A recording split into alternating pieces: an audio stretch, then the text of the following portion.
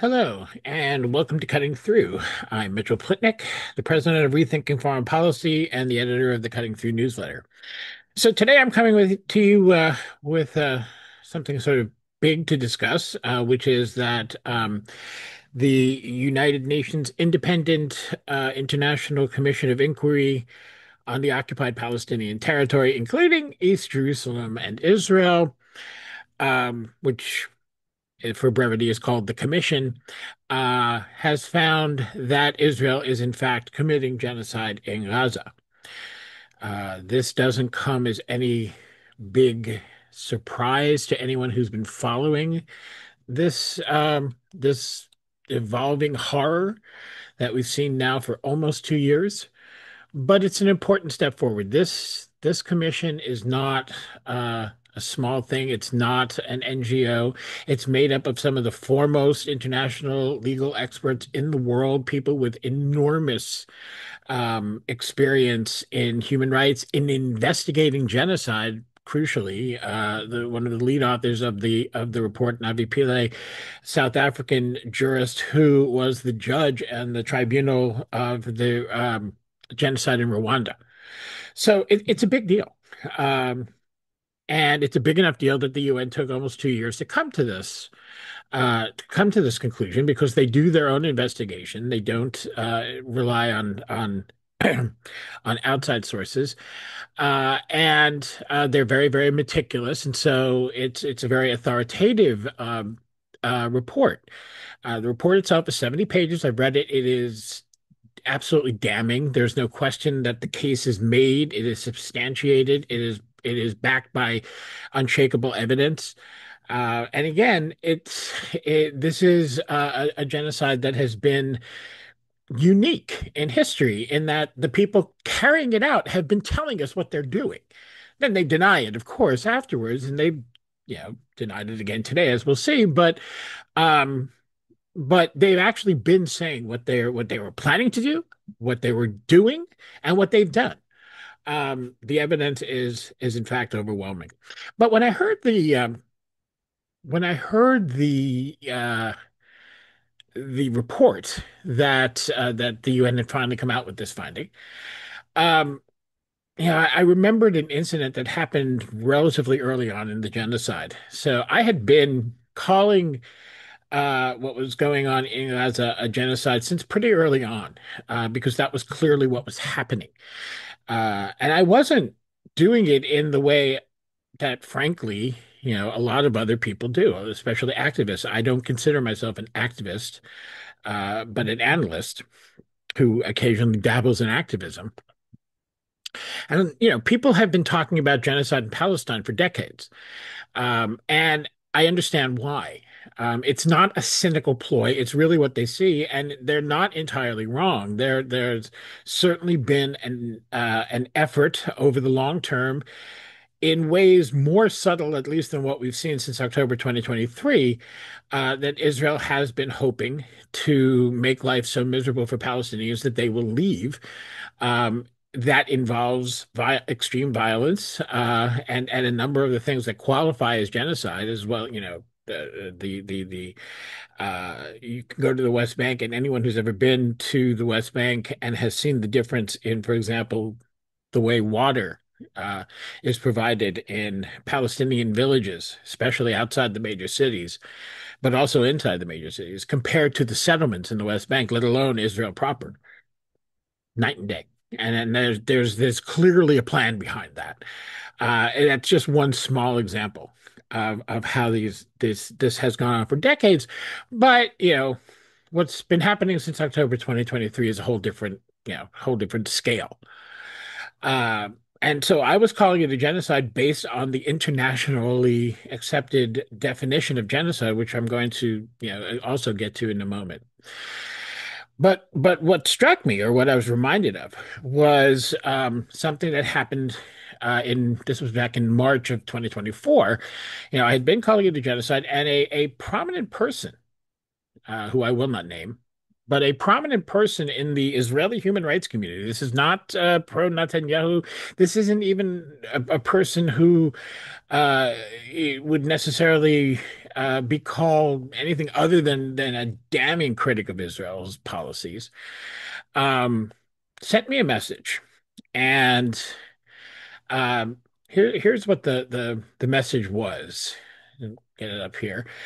Um, they said to me, Israel is hell-bent to kill and capture all Hamas leadership and fighters and is not at all careful to avoid killing Gaza civilians.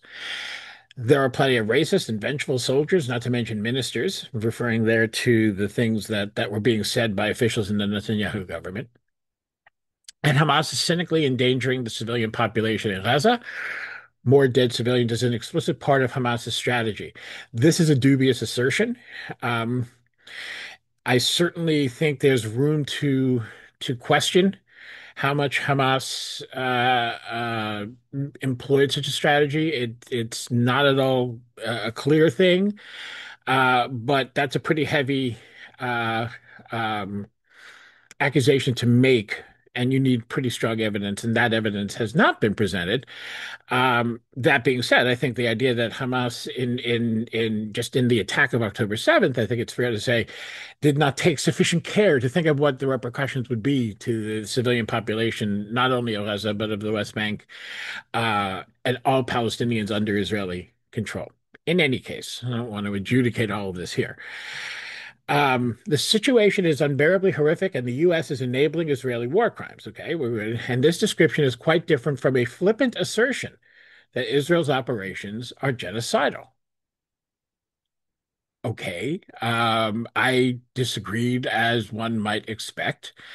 Um, and I disagreed on the basis, again, of the definition of genocide in international law, not on my estimation of things. Okay. So there are two elements to to the crime of genocide. One is actually the violence perpetrated against the civilian population, that could uh, destroy in part or whole that population in that place. So that's one element. Now, we've all seen, any of us who've engaged online on the question of Gaza have seen Israel supporters say, well, this is war, things happen in war. These are, of course, people who have no idea of what actually happens in war. They're almost always Americans. Sometimes they are Israelis, in which case they're a bit more disingenuous. But in any case, these are not people who have actually looked at war, seen what war does, see how war works, see what happens in war, and then judged whether or not what's happened in Gaza is simply war as usual or is something different. In fact, it is something different. But in any case, I was not using that sort of rhetorical, maybe one would say unscientific definition of genocide. No, I was using the precise definition. So one aspect of that definition is the violence. The other aspect, and this is the part that's always very, very difficult to prove, is the intent. Because in war, many civilians can be killed. In fact, entire towns, villages, areas can be wiped out between death, injury, destruction, and just, people fleeing. That can happen without intent. It can happen. It also happened with intent, which, is very frequent. But how do you know which is the case? So one relies, therefore, uh, on the international definition, and one has to try and prove intent. So you go to these two elements. And here's just to be specific, the international definition, which is in the Convention on the Prevention and Punishment of the Crime of Genocide, which, unsurprisingly, Israel and the United States are both parties to.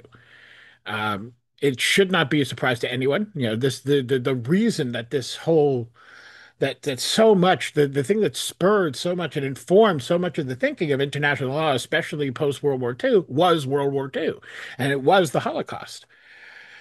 So here's the definition. In the present convention, genocide means any of the following acts committed, and here's the key point, committed with intent to destroy in whole or in part a national, ethnic, racial, or religious group as such. So, killing members of the group, causing serious bodily or mental harm to members of the group, deliberately inflicting on the group conditions of life calculated to bring about its physical destruction in whole or in part, imposing measures intended to prevent births within the group, and forcibly transferring children of the group to another group. So we know Israel has done some of those things. Did they intend it? Has anyone listened to the words of the Israeli leadership? How many times have we heard it from Bezalel Smotrich? How many times have we heard it from Tamar Ben-Gvir? Okay, so those you're going to say those are the extremists? Well, we've heard it from Israel Katz. We heard it from Yoav Gallant. We've heard it from Prime Minister Benjamin Netanyahu. There is no question, and none of this, by the way, has been disputed or opposed by the so-called Israeli opposition. Benny Gantz, Yair Lapid, they're all fine with this stuff. None of them have objected to the actions. They have objected to a war without end because of what it does to Israel's resources. They have objected to Netanyahu's blatant and clear disregard, not just disregard, but willfully, just tossing aside any concern about the Israeli hostages being held in Gaza. Um, those are the only bases of their objections. They have not objected to the genocidal intent. In fact, so-called moderate President Isaac Herzog once said there are no innocent civilians in Gaza. This was a clear call to encourage soldiers to treat everyone in Gaza as a legitimate target. You can't escape that. That's what that means. There's no other way to interpret it. You know, so we can't then go to that and say that Israel did not express its intent and in fact do exactly what they said. Look, we heard it plain as day, and it's been repeated over and over. Yoav Gallant, who was the defense minister at the time of the October 7th attacks, said, "We are closing Gaza. There will be no food. There will be no water. There will be no electricity. There will be no medicine. There will be no nothing." Okay, so you're telling me that you're targeting the civilian population.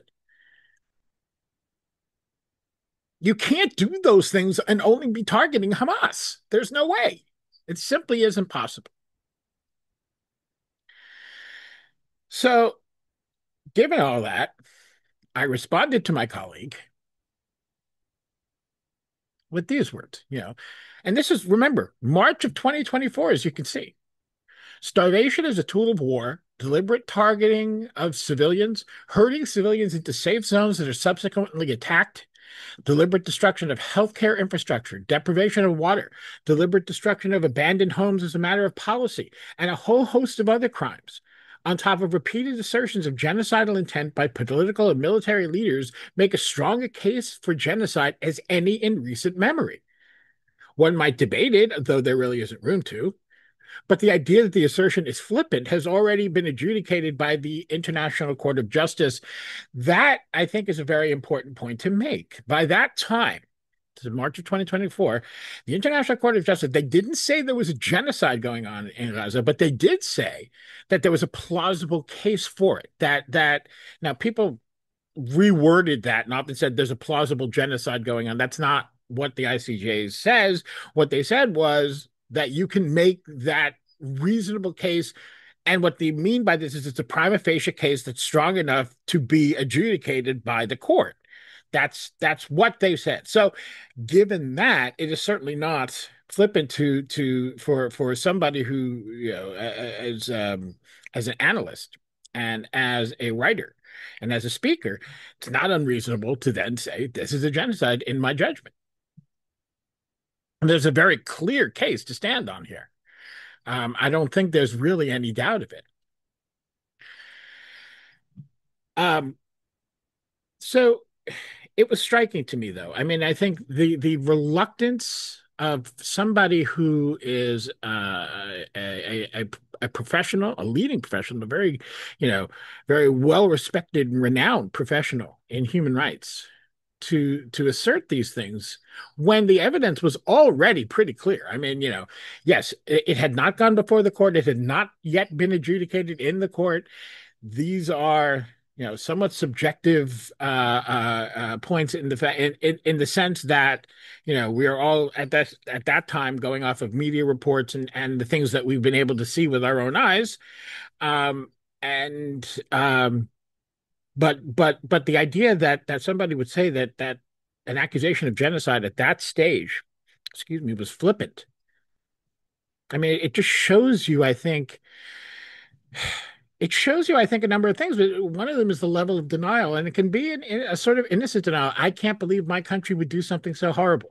I can't believe my people would do something so horrible. Listen, this is, I mean, it pales to insignificance before the trauma experienced by Palestinians, even Palestinians in the diaspora, Palestinians in the West who have to look at what's happening to their families. But it is still a trauma for Jews to say, my people are doing this. It hurts. It hurts me. It hurts. I believe it hurts every Jew, maybe some not. I don't want to speak for everybody, but certainly most people I've talked to, it hurts. It's reality, and we have to grapple with it, but it hurts. And so sometimes for some people that brings denial. And that's I think a very human thing. So today, finally, we have the UN's independent commission. Let's remember who this commission is. This is not these are not paid professionals. These are people appointed by the Human Rights Council, unpaid, much like Francesca Albanese. She gets sanctions, she gets international opprobrium, all kinds of things of the most vile hate hurled at her. She doesn't make she doesn't make money out of this. She's not being paid to do this work. People, there's this wild conspiracy theory that Israel supporters put out there about anyone who makes any accusations about Israel. Oh, it's all because anti-Semitic and this big anti-Semitic plot and agenda and all this. I mean, you're telling me that people are willing to put up with all of this stuff and sacrifice their time and possibly their safety. Um, and to do so for no compensation other than what? The satisfaction of getting the Jews? Come on. I mean, you know, can there be people who might do that? Sure, but but the notion that most of the world is like that is literal insanity. It is paranoid to the point of absurdity. So today, we have this declaration. And the Navi Pillay, for just to cite an example, um, she said that it is clear that there is an intent to destroy the Palestinians in Gaza through acts that meet the criteria set forth in the Genocide Convention. And as I just read them off to you, you can see that they're there. You know, are they there specifically? I believe they are. When we talk about killing. Well, I don't think anybody, even Israel, would deny that there's been an awful lot of killing in Gaza. So from October, here's what they specifically cite, though. And remember, again, these are very, very conservative numbers. Some of you who follow me may have seen an article I put out a couple of days ago because a couple of pseudoscientists and pseudo intellectuals put out a terrible report that extrapolates from extrapolations to say that 680,000 people have been killed in Gaza. Now, that's not an impossible figure, although they do cite other figures that are impossible. Like 390,000 of those people killed were children under the age of 5, which is, as I expose in my piece, a completely absurd number. Um, but in any case, unfortunately, it's not beyond the realm of possibility that close to 700,000 people have been killed in Gaza. It would be about 30% of the population. It would be an enormous number by any standard, but it's not impossible. It's not proven in their report, though. So that, and I think Palestinians have been wise in keeping the numbers conservative because they're horrifying enough at a conservative count. So let's keep that fact in mind. These numbers are drawn from the basis of reports of the Palestinian Ministry of Health in Gaza. which people like to delegitimize, but even but quietly, when you ask people when they're being honest, even Israelis and Americans admit these are accurate numbers, to say the least, and most of us recognize that they're a vast undercount. But so from October 7th, 2023 to 31 July 2025, 60,199 Palestinians were killed, of whom 18,430 were children and 9,735 were women.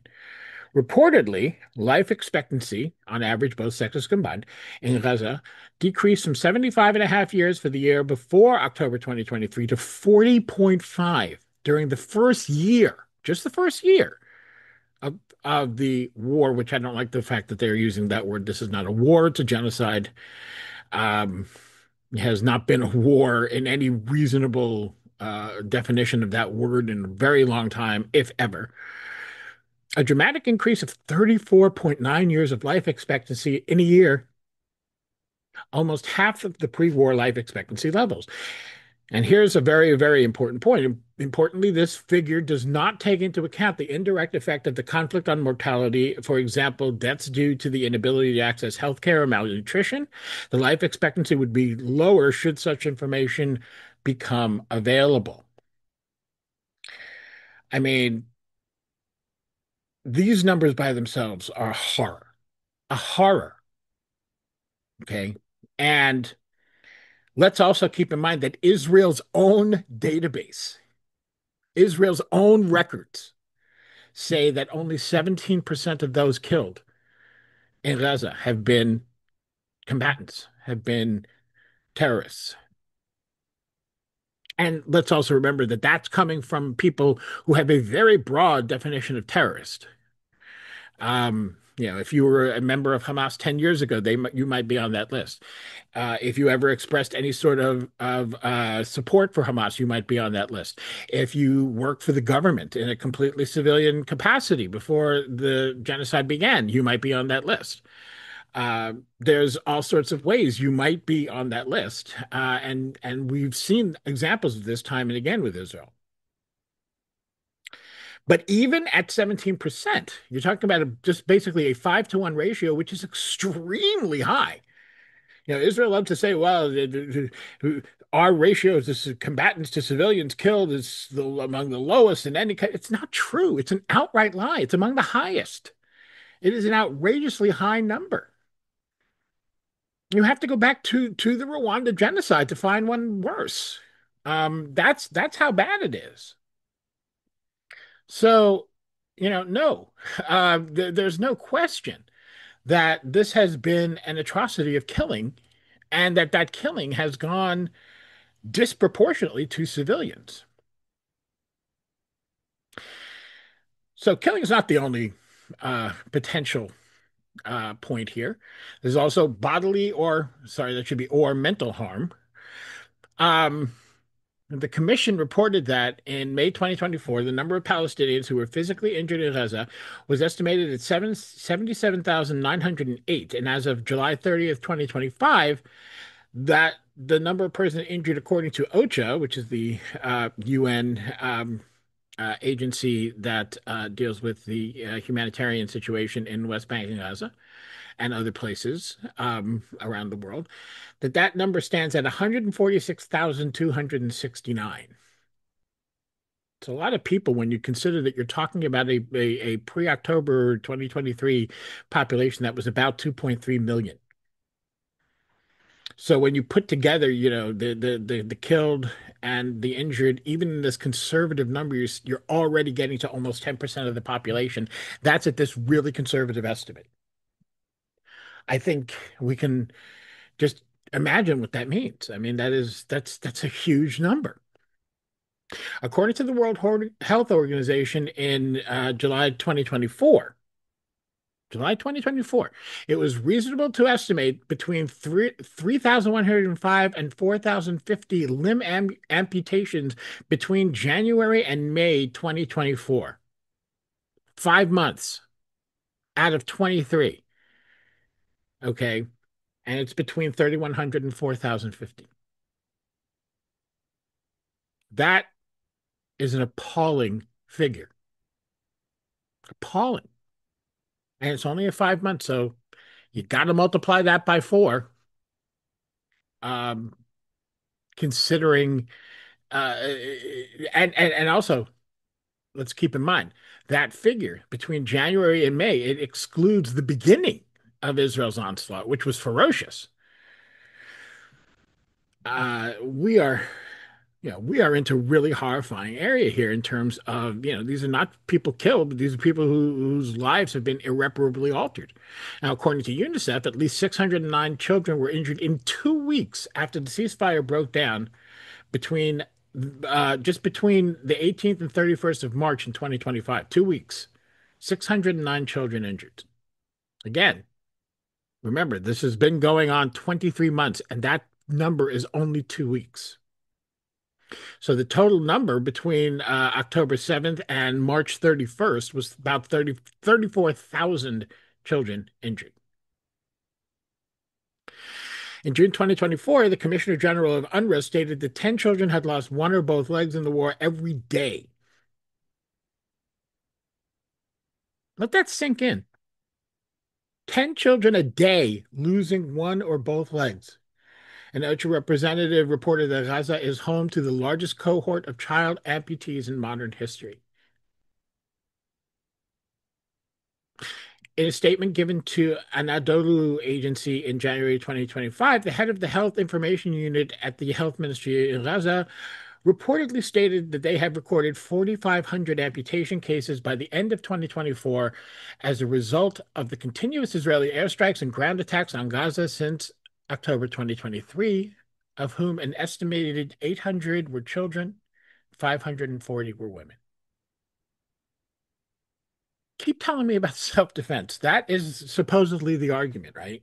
That Israel's acting in self-defense. How? How is this self-defense? How? How can you even begin to make that argument? Uh, Now, another of the uh, possible crimes of genocide is deliberately inflicting on the group conditions of life calculated to bring about its physical destruction in whole or in part. So they explaining that very quickly as acts that may fall within this category of genocidal act include rape and sexual violence, the deprivation of food and water, reduction or destruction of required medical services and shelter, lack of hygiene and sanitation, the systematic expulsion from and destruction of homes, and withholding sufficient living accommodation. Can anyone credibly argue that Israel has not intentionally created all of those conditions? Is I mean, how far removed from reality do you have to be to make that assertion?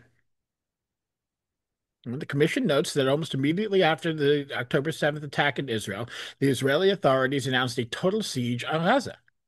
The commission has stated in a previous report that the Israeli authorities have shown their intent as early as October 9th to instrumentalize the provision of basic necessities, including food, medicine, water, fuel, and electricity, to hold the entire population of the Gaza Strip hostage. This refers, of course, to Yoav Gallant's infamous statement, where everything is shut out of Gaza, and everything has been shut out of Gaza except for minor trickles that have been intermittent since that time. We have in Gaza a situation where Israel has willfully starved people, willfully denied them water, medication. They've destroyed the hospitals. They've destroyed almost every place you can use as a shelter. They've even destroyed tents, bombing tents. I mean, it's a very, very clear campaign of genocide, and it really isn't deniable. It goes farther than that. The destruction and denial of access to medical facilities and units. So the commission found, inter alia, that the attacks on healthcare facilities were an intrinsic element of the Israeli security forces' broader assault on Palestinians in Gaza, and the physical and demographic infrastructure of Gaza. The commission has also found that Israeli security forces have deliberately killed, wounded, arrested, detained, mistreated, and tortured medical personnel and targeted medical vehicles. Access to medical care in Gaza has been severely restricted since October 2023, and that is the understatement of the century. We hear horror stories from volunteer doctors and medical professionals who go to Gaza and work there to try to save lives and the obstacles they face. They have no equipment. They have no medicine. They have no anesthetic. When we talk about these amputations, how many of those amputations, most of them, happened without an anesthetic? Can you imagine that? Can you imagine the agony? And when it happens to children, it boggles the mind. It absolutely boggles the mind. Um, and I want to stress and emphasize, you know, I'm giving you these bullet points. I can't present to you here the entire 70-page report, which I hope everyone will go and look at for themselves, because these accusations are very, very strongly backed by evidence. There's no question that this happened, not to mention the fact that we've all seen it. Anyone who does decided to look has seen it. We've heard it from the doctors who were there. We've heard it from other volunteers who were there. Everybody, nobody's come out of Gaza and said, no, no, the Palestinians are all lying. All these things you see on the internet are the made up, this Pallywood fakes. Nobody has come out of Gaza to say that. You know why? Because it's ridiculous to say that. The only people who are saying it are Israel and Israel's supporters. And they're doing it, for the obvious self-serving reasons, but it's equally obviously phony. The There are other genocidal acts that we've seen go on. Um, Forced displacement, I mean, is has just been boundless in Gaza. Um, I haven't even mentioned yet what has started today, which is um, the ground invasion of Gaza City, which has people have been forced to leave, then they try to come back, and then they're forced to leave again. People have been forced to leave one place, then forced to leave another, then another, then another. People have been displaced half a dozen or more times. And displacement doesn't just mean, oh God, I got to go somewhere else. It isn't an inconvenience. This uproots your life. And for most of the people, as anybody who's decided to look has seen, most of the people are on foot and can only bring with them what they can carry, which is the basic necessities, if that, if they even have access to to any basic necessities.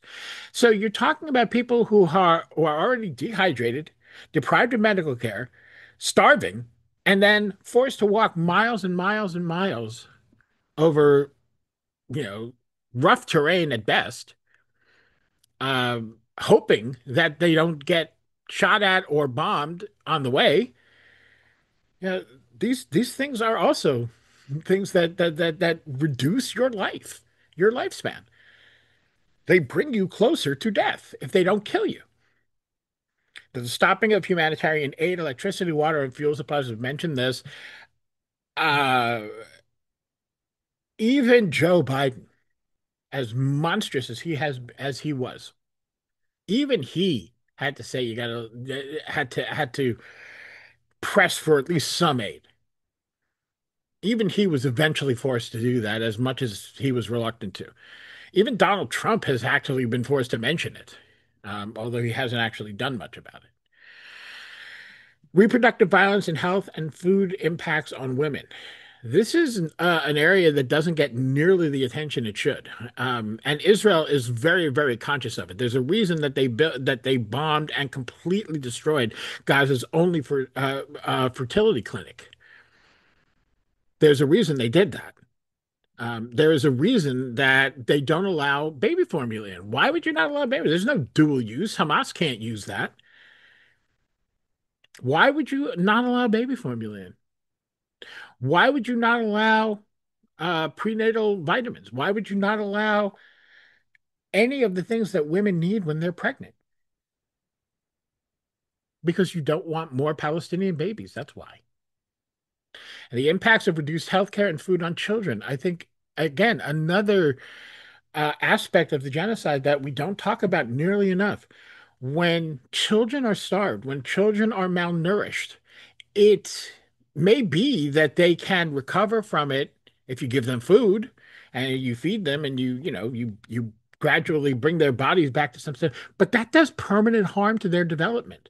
It does permanent harm to their development physically, it does permanent harm to their development mentally, and it does permanent harm to their development emotionally. This is not a small thing. This is an entire generation. The children that do survive, and hopefully there will be more of them than it looks like there's going to be. But the children that do survive this are going to be permanently damaged in ways we can't even begin to predict right now.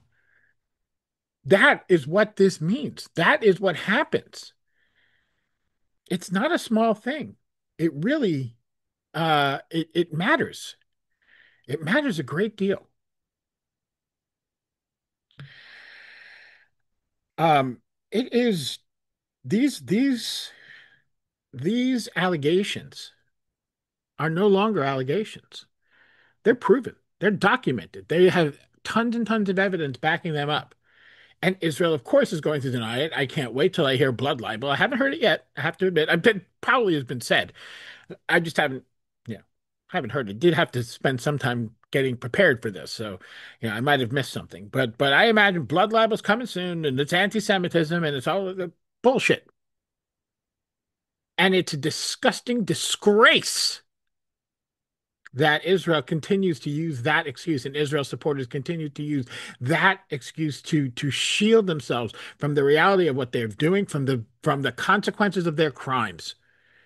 And these crimes are severe. These are severe crimes. At this point, we've now heard genocide so much it's a word. It's not just a word. Genocide is an enormous thing. It's an enormous thing and should be regarded as such by anybody who grew up, as I did, around Holocaust survivors. And knowing what Jewish people went through in that time, along with communists and Roma and other people, political dissidents. Uh, there's too long a list to get into. The the idea that you use that experience and the memory of those Jews who were real victims of genocide in such horrible ways, and you use that memory to justify this horror, this act is beyond an abomination, which is what Israel is. It is beyond an abomination now. It has gone to that place. There is no question about it. And you want to see how did they react? Well, the reaction was entirely predictable. We get Danny Danone. Danny Danone. I mean, if you want to face to be the perfect, there's several good Israeli contenders for the Joseph Goebbels Award of pro-genocide propaganda. Danone says the facts in this report were cherry-picked. Now, before I get into the rest of what he said, the cherry picked thing here is something that Israel is no doubt going to build on, because what they're going to say is you took it out of context. You don't even mention October 7th. I mean, there's a mention in the report here and there of the October 7th attacks, but yes, there's no question. This report is not about the October 7th attacks. By the way, this commission did investigate the October 7th attacks. This is the commission that has done the most authoritative actual work on October 7th, and questions, for example, of sexual violence that they had found that they did happen and could have done more if Israel had allowed them to, but they wouldn't. Which, of course, raises questions about why not, but that's another video. Um, this wasn't about October 7th. This is about what's happened after that.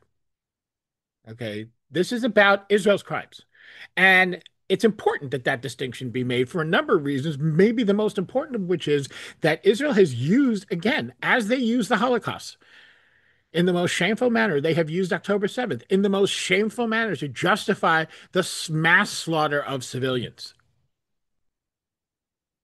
October 7th, as this very same commission said, huge war crime. Many crimes were committed that day. There needs to be accountability. Does not justify a thing Israel has done since. Not one. None of this has been self-defense. None of this can be attributed to self-defense. Um, this has been a targeting of the civilian population of Gaza from day one. From day one. So this is not about October 7th. But, of course, that's what Danone is going to put out there. And that's what, when he says cherry picking, this is what I'm sure he is referring to. He said also that the report promotes a narrative serving Hamas. Well, we've heard this a million times. Anytime anyone says Israel's done anything wrong, they're serving Hamas. And its supporters, in attempting to delegitimize and demonize the state of Israel, trust me, Danny, Israel needs no help in that regard. Israel has delegitimized and demonized itself for years before this. And now they have brought themselves to the level, yes, sir, of Nazi Germany. Yes, it has. That is exactly the level Israel has brought itself to. The report falsely accuses Israel of genocidal intent and allegation it cannot substantiate. Now, when Danon says this, he's counting on people not reading the damn report. That's what he's counting on. And of course, most people won't. It's a 70-page report. Most people aren't going to read 70 pages. And that is unfortunate. And that's why I urge everyone to read the report, because there is no question that this report substantiates the allegation of genocide. There's just no question about it. Look, the reports from Amnesty, the reports from B'Tselem, the reports from Human Rights Watch, um, these have all been very good and very well substantiated. None of those groups have the resources of the United Nations, which this commission did, and they use them, and they have documented this in a meticulous fashion. And if you read the actual report, if you take that time, you will know that Danone is full of shit, which, you know, almost good. I mean, we've seen enough of Danny Danone for long enough that we know that goes without saying, but it's still important here to say so and to establish it. So what can I say here? I'm relieved that the UN has finally come out with this blanket declaration that their special rapporteur has already, for a while been trying to make people aware of and has already brought to the fore and has made herself, and now she has been backed up by her colleagues as she should be. It's important, and hopefully the International Court of Justice will follow up on this and find some way to enforce international law here. Obviously, we all know, the United States is going to continue to protect Israel as it always has, and it's going to be very difficult to see consequences of this, at least in terms of international law. So it's up to us, to make the world, make our leaders, make our governments hold Israel accountable. I know people have been doing it. This should give you more impetus. We should, all be continuing to do everything we can to force, especially those of us like myself here in the United States, to force our government uh, to hold everyone, in fact, accountable for this. It's not just Israel. The United States is almost as accountable, is almost as responsible, if not maybe just as, or even more so than Israel. The United States has willfully enabled all of this. So has the United Kingdom. So has Germany. Um, the European Union as a collective has done so. We need to hold all the parties accountable. And beyond that, it sounds so empty at this point to even just say we have to find a way to stop this. Because there just doesn't seem to be one, and it's incredibly horrifying. Um, it's stunning to think about it, and it becomes more stunning, I think, if you do read this report, because you see so much of it, and if you've been observing Gaza for the past almost 2 years, this report only scratches the surface. They are very, very careful about what they include in here. They don't include things that are speculative. They don't include things that are probably true. Yeah. They're very, very meticulous here. They're very careful about what's in here. So it's only the tip of the iceberg of the horror that is Gaza. And what can we say about what it shows about our collective humanity? If you found this video useful, please share it. If you can support this work can only happen with your support. Um, Please go to mitchellplutnik.substack.com and click on either the subscribe button to become a paid subscriber or the donate button to directly donate to support these efforts. Thanks, and hopefully coming back some point with better news.